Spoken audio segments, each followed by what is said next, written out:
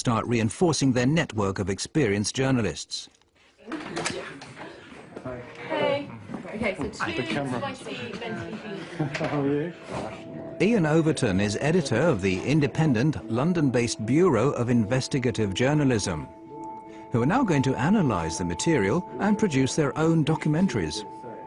It was a frantic rush of getting the best people we could on board, and we drew up a team of 25 people over a weekend, and my phone went red hot calling people. It was Saturday night in the middle of August, and about sort of 5 or 6 of us at the Bureau met with Julian. About an hour later, I ended up sort of leaving the place with a USB stick full of 400,000 classified military documents. The material is essentially an encyclopedia of this war, with reports issued day by day, hour by hour, corpse by corpse.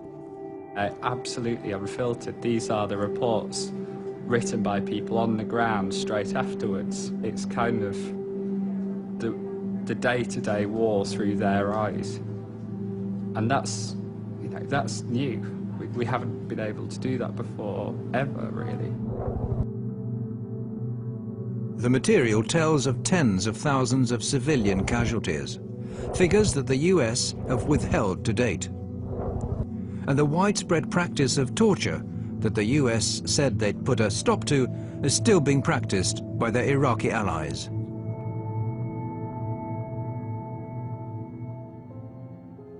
I think there are stories that cause you, you know, to be filled with grief. Some are incredibly harrowing. I mean, you do have children tortured to death or shot in front of parents, and it's not material you can read and not be affected by.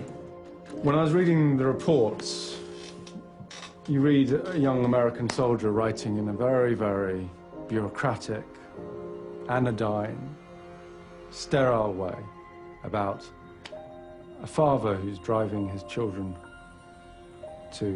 back home, and he's going too fast, and they open fire at the car. And the father, fearing that his children will be hit, calls all his children to lie on the floor. All of the children are killed, 3 children. And the way it's written up is, it's called an escalation of force. I know. It's not an escalation of force, it's a killing. It's, no, it's not. It's horrific.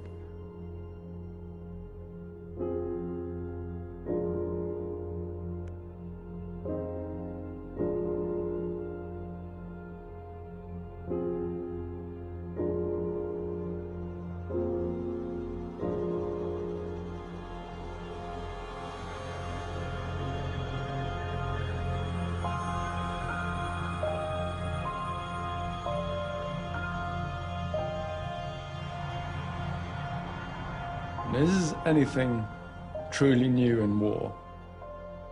War is hell. Awful things happen.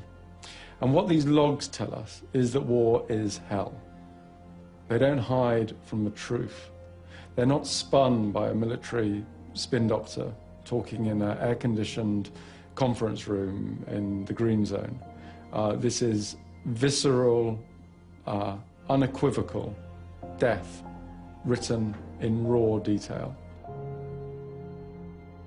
109,000 lives lost over the course of these reports. We're all doing what we can in something so huge that people can and hope